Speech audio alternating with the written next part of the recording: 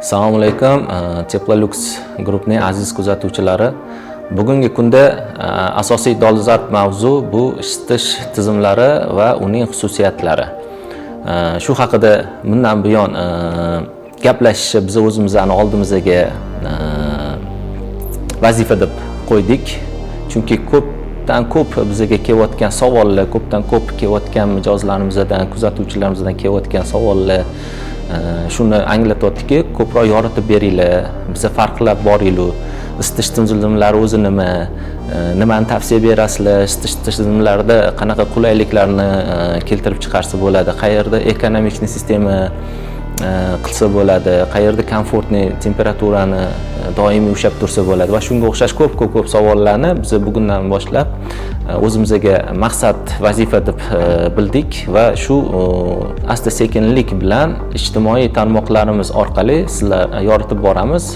Bizani kuzatishda davom eting va foydali mavzulardan bebahra qolmanglar.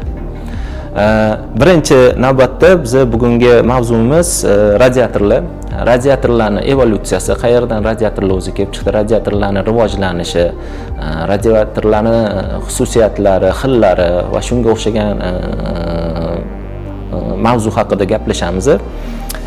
Radiatorlar haqida gapirib beradigan bo'lsak, birinchi radiatorlarimiz bizani tarixda bu hammaga ayon, azaldan bu chugunli radiatorlar bo'ladi. Chugunli radiatorlar tarixi juda ham uzoq.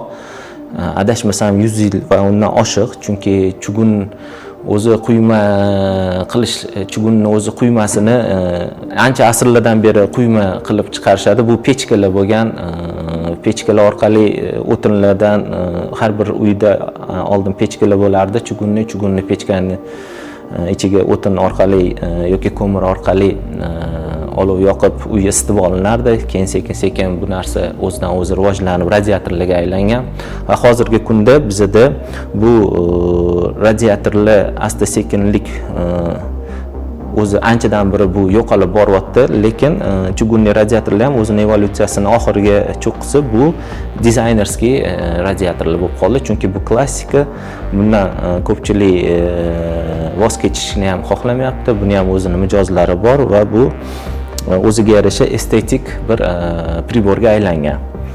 O'zi ko'rib turganingizdek, mana o'ng qo'limda bu chugunli radiator.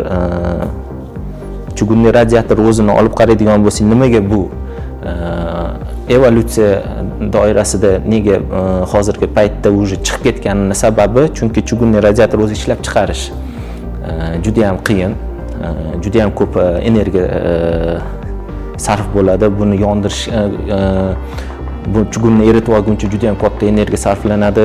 Undan keyin qoliplari va o'zi chugunni o'zi og'ir bo'lgani uchun, montajini qiyin bo'lgani uchun, ishlab chiqarishni o'zi вообще o'zi qiyinlashib bo'lgani uchun bu sekin bu qimmat texnologiyaga aylanib bordi.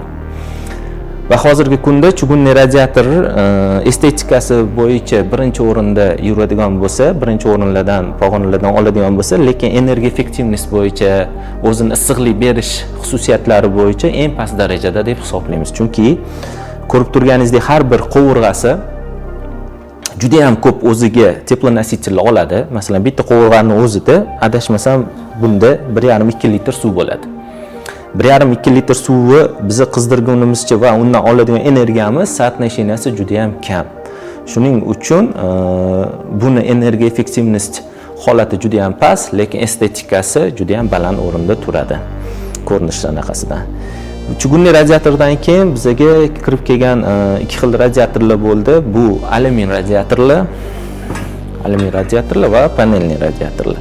Bundan tashqari bizda metallический trubчатый radiatorlar bor. Endi u juda ham gavdali bo'lgani uchun uni hozir yoritmaymiz. Bizani O'zbekiston mintaqasida eng ko'p rivojlangan va eng hozirgi paytda noto'g'ri bo'lgan sistema bu trubalardan, temir trubalardan qilingan trubчатый radiatorlar. Bu radiatorlarning asosiy minusi bu juda ham ko'p suv o'ziga oladi.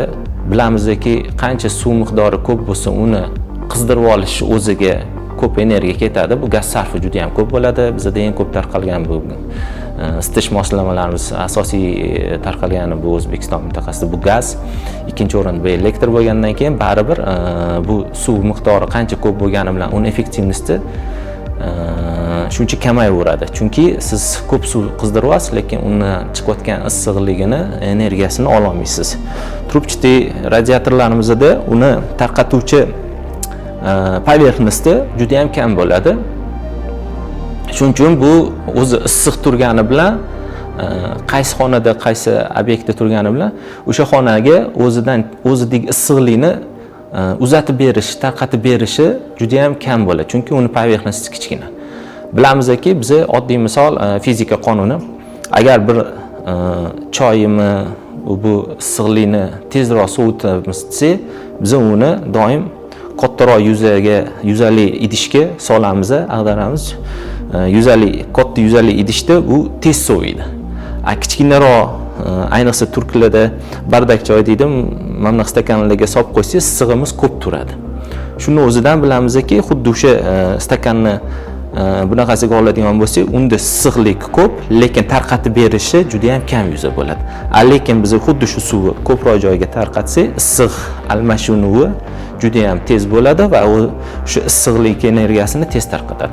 Shuni o'zidan biz o'sha evolyutsiyani birinchi pog'onalarini bilib olishimiz mumkin. Bu oddiy aniq qilganda qanchalik biz teplonосителimizni kattaroq yuzaga qizdirish tarqatib bersak, shuncha biz undan issiqlik energiyasini ola olamiz. Birinchi asosiy qonuni radiatorlarda ham xuddi shu bo'ladi.